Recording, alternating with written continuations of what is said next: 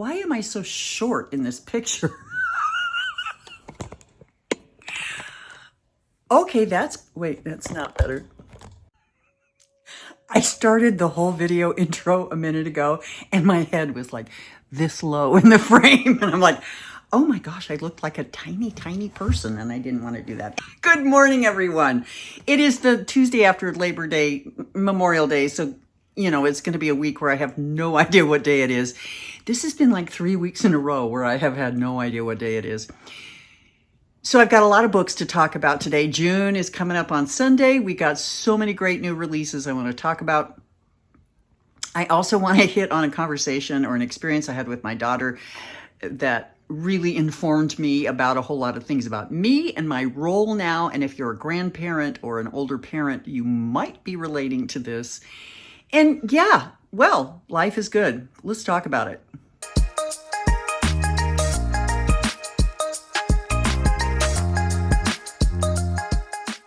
So I was working on my calendar yesterday just to kind of get organized with this coming month. And I realized I leave for Europe in 6 weeks. I leave for Europe in 6 weeks. So I decided I'd better start getting ready. And that doesn't mean, buying new shoes or figuring out the perfect linen dress to wear while in Paris. No, it means getting my ass in gear and out the door and walking, because Julia's going to have to put me in a grocery cart and wheel me across Europe if I don't get myself into better shape. It really struck me after the Pride experience of walking, 4.5, 5 miles that day, which is going to be the norm in Europe, that it took me a day to recover, and I'm not going to have that. So I invested in a pedometer because I don't wear an Apple Watch or a Fitbit or anything like that. I'm not interested in that. So I just clipped this baby onto my pants, and it keeps track of my steps. The other thing I did in pursuit of this desire to prepare myself for walking around Europe, I bought a pass to our local park. I live really, really close to the El Dorado Park here in Long Beach. And it's a beautiful park, and there's lots of access. There's lakes, there's walking paths, and they have a nature center. Check out my walk the other day. Look at me. I'm walking in nature. This is so cool. It's really cool. I have zero excuses now. In fact, I usually film this about an hour earlier than I'm filming it now, because I got up and I went for a walk. I took my dog. We went 1.5 miles. It's not super far, but I have things to do today, and I may also go back out in the afternoon. So we're looking at steps, and if you know me, I love to keep track of things. I will probably make a chart in Excel and a Venn diagram. I don't know. I will do all the things to show myself how proud I am of my 747 steps. No, a lot more than that. Although yesterday was a day where I literally sat in my chair 90% of the day. Yeah, 1,200 steps. You got to get up and get out of that chair, Leanne, if you're going to live past next week. So Project Walkathon is live and in color. I'm excited. I will return and report on my activities. No, I won't, because I will likely not be as good as I want, and then I'll be embarrassed to tell you. But how about if I tell you anyway? So let's talk about books. I finished Still Life. Can I just take a minute and just rhapsodize about how much I love this book? Do you remember last December when I started this podcast and I was knee deep in reading Winter Solstice, and it blew my mind and I loved it so hard? Still Life by Sarah Winman has the exact same energy. People, this is a book that is sweet and it is glorious. And finally, this time, reading this book, I understand why it's called Still Life. There's a section in the book, I may have already talked about this. There's a section in the book where that one of the main characters is an art historian, and she's talking about what a still life actually is. That it is a reflection of the trivial, it is a reflection of the daily, and it is a reflection of women's work. that men were painting. The men were painting part isn't the important part. The important part is it is the daily, the trivial, the things that happen that we don't pay that much attention to because they are normal. And that's what this book is. It's a series of vignettes about a chosen family over the years. I think the book spans 40, 50 years. It's just a glorious book. And please read this. Please read this and let me know if you love it as much as I do. This was book reading number 2 for me, and I will likely reread this several more times because it makes me happy. The other book I just finished is the new book by Kevin Wilson, Run for the Hills. Okay, this was a different Kevin Wilson.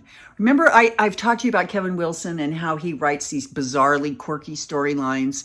For example, There's Nothing to See Here is about children. When they get excited, they light on fire.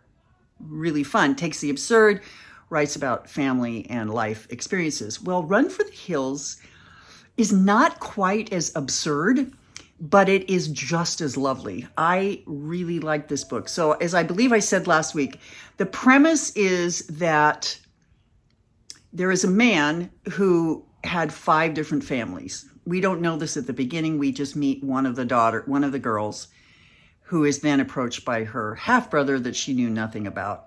They go across country. It's a travel book. It's a road trip book. It's about learning whose family. It's about making peace with the past. It's about speaking your truth. Oh my gosh, I love this book. It was very, very sweet. I give it a strong A-. Highly recommend if you want. And it's not that long. I read it in like 2 days, and I read the audiobook. I think the audiobook was only 9 hours. So that's a really super fast book to read. And I really enjoyed that. That was a great book. So in June is busting out all over with incredible new releases. Top of which I want to talk about is the new book by Taylor Jenkins Reid. If you've not read anything by TJR, you're missing out on some great stuff. This book is called Atmosphere, and it is about the space program. And I'm very excited, and I read today it's already been optioned by Netflix to make a series out of it. So, and the book isn't even released until next Tuesday.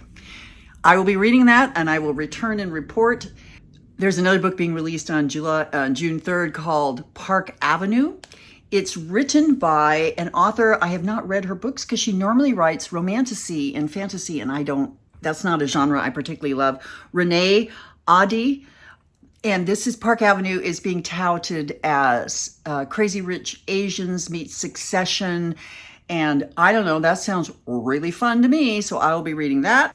I think I talked about this on the podcast last year. Amy Poepple, I don't know how you say her last name, but she writes adorable books that are very much about families and working through things. Her last book that I read was called The Sweet Spot. I absolutely love that. And she has a new book coming out called Far and Away.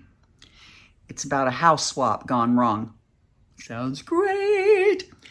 And of course, I've been talking about Welcome to Murder Week. That releases on June 10th, which is my daughter's birthday.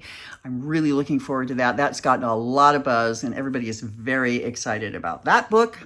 Okay, did you read the book The Measure last year? This book was so intriguing to me. It was about this event. Of course, it was science fiction or fantasy, whatever you want to call it. An event that happened that everyone on the earth received a box, and inside that box was the date that they would die.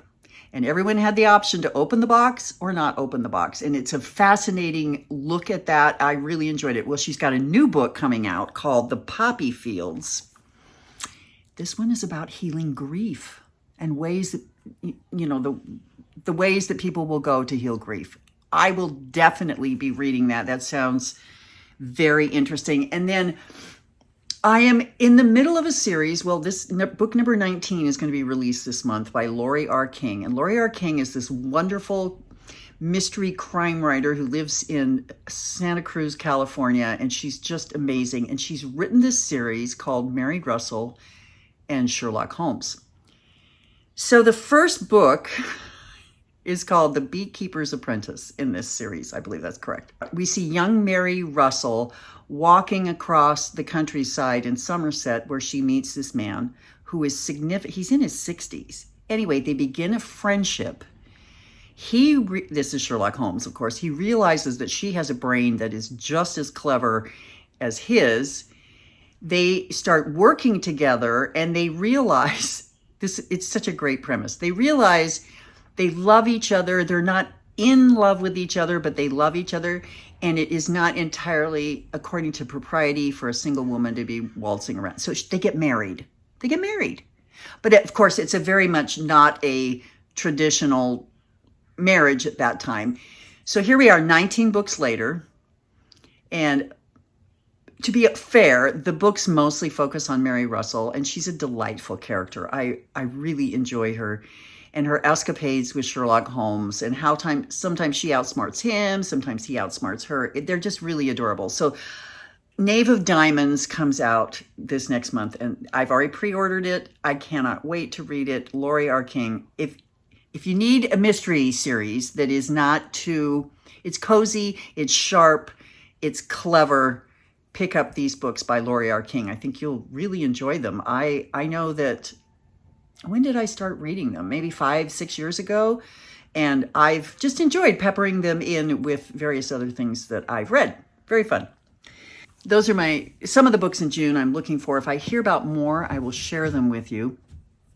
I'm now following several people on Substack who write about new releases and books they've read. And so I'm getting a whole nother area where I can read more about books instead of actually reading the books. But it gives me a chance to give recommendations to people and to share the things that I've read that I really enjoy. So there's that. That's really cool.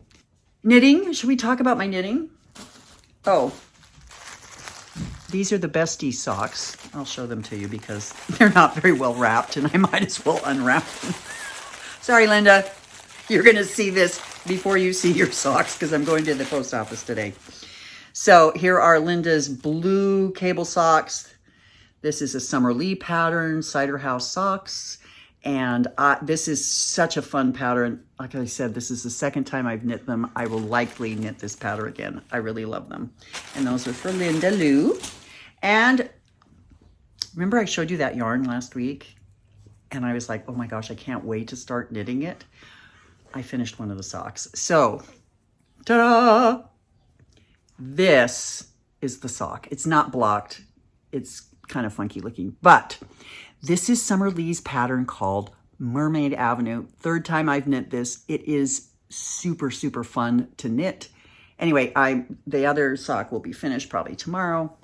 And then I have no idea what I'm doing next because I haven't gotten any inspiration yet, but I'll figure something out and I'll share it next week for those of you who care, because who cares, right? Let me share with you an incident we had that led me to some really important epiphanies about myself and my role now. I was in the bathroom on Sunday and I hear exclamations coming from the living room, and I come out of the bathroom and I see that the vase of peonies has fallen over spontaneously onto the floor. And Julia's on the floor cleaning up the petals and the water and everything. And I walk in the room and I walk over and I get the broom and the dustpan and I come over and I pick up the petals. That was not the right thing to do. And let me explain why. Julia had in her mind exactly the process that she was doing, right? I came in, I didn't say anything to her. I just did this thing and it really ticked her off. She had a plan. You know, it was a whole moment, as things are. Maybe this was Saturday because I only brought it up with her yesterday and we were talking. We were having a lovely family conversation. We were sitting around just chitting the chat. And I said, Julia, I want to talk to you about the Peony Incident. I guess that's what we're going to call it from now on. I want to talk to you about the Peony Incident. I said, I had some real epiphanies about why I did what I did and why it upset you and what I need to do moving forward. First of all, let me say this. I've been a mom and the head of the household and the person in charge and the person to whom the responsibility fell for almost 45 years. That is a deeply embedded role into my psyche, right? There's a problem, I step up, I fix it, because that's always the way it was for me. With very few exceptions in my life, it's been me running the show and taking the responsibility for things. Things have shifted significantly in the last 15 years or so, but yeah, that's kind of the way it's been. But that's not the way it really is. Julia bought this house from me and my sister when my sister passed. And so she owns this home. We call her mini boss. She's the boss of this home, right? That's her right. She's the one who pays for the lion's share of everything around here. She's the one who goes to work, has this big job. She's the one getting her MBA. Let's give credit where credit is due. She, in her mind, because she's the boss of the house, she's the mom, she's the matriarch, she's the one who feels that things are her responsibility. So I just sit and think about this, and I realized one of the traits that she's inherited from me that I so beautifully mirrored for her was how to be a control freak, right?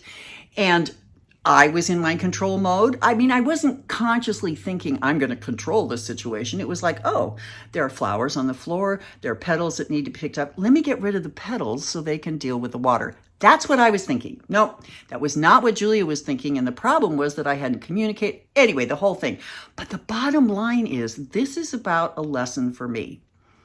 I need to understand when it's my turn to step forward and insert myself in a situation, and when it's important to let whomever is running the show. See, both Julia and I are people who look around us and go, fine, nobody else is doing it, we'll take care of it. I'm sure many of you can relate to that.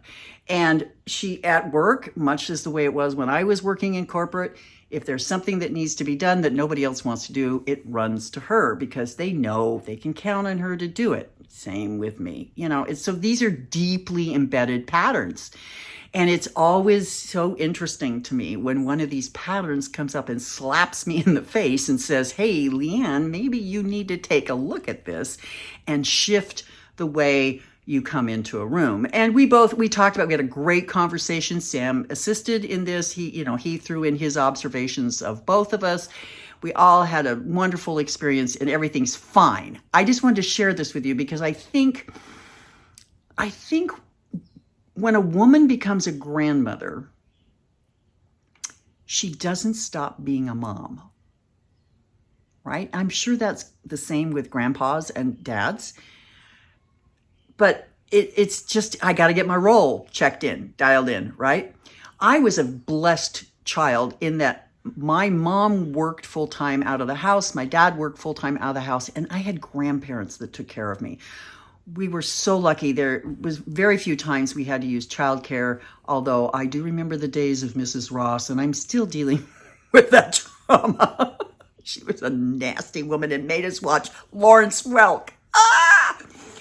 But I got to spend time with my grandparents. My grandmothers taught me how to cook. My grandfather taught me how to write and type. And they were a significant influence in my life. And I'm in that role in a way right now because I live with my daughter, her partner, and his son. I'm a grandmother, but I also still have that mom role. Anyway, if you guys have figured it out, let me know because it's a really interesting learning curve. And I had these visions of being in Europe with Julia and us standing on the corner and going, okay, who's in charge now? Likely it will be her. I don't want to be the travel mom. Anyway, I just thought you'd like to, that was an interesting kind of awareness I had this week. So 6 weeks to Europe, a week till June. I hope you all are winding down your maze in gentleness. If you're a teacher, I'm sorry. If you're a mom who has 4 kids and all the end of school activities, I'm sorry. Summer's coming though, and let's get those pools up. Let's find our summer cocktail and let's have a great time. Don't forget to pick up those books. They're incredible. I'll talk to you next week.